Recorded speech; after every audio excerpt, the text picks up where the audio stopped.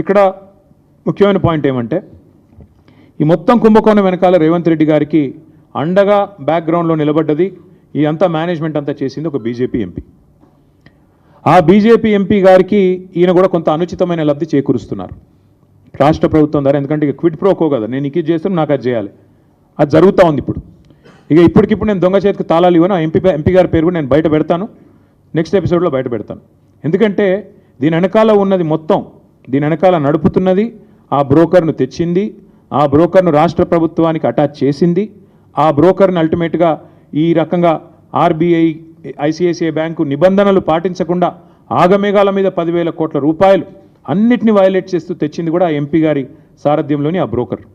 ఎందుకంటే అంత strong backing ఉంటేనే యూనియన్ గవర్నమెంట్ది ఇంత వేగంగా డబ్బులు వస్తాయి. లేకపోతే 10 రూపాయలు పుట్టాలన్న సామాన్యుడికి దేశంలో 10 రూపాయలు బ్యాంకు నుంచి రావాలంటే 10 క్వశ్చన్లు కాదు 100 క్వశ్చన్లు అడుగుతారు. ఒక లోను శాంక్షన్ కావాలంటే హోమ్ లోన్ మీ అందరికీ తెలుసు, అందరికీ ఉండే ఉంటాయి ఇక్కడ లోన్లు. హోమ్ లోన్ శాంక్షన్ కావాలంటే ఎన్ని పేపర్లు దస్తఖత్ పెట్టాలి? అట్లాంటిది 10,000 కోట్లు నీది కాని భూమికి కూడా ఇచ్చినవాడు నేరస్తుడా కాదా?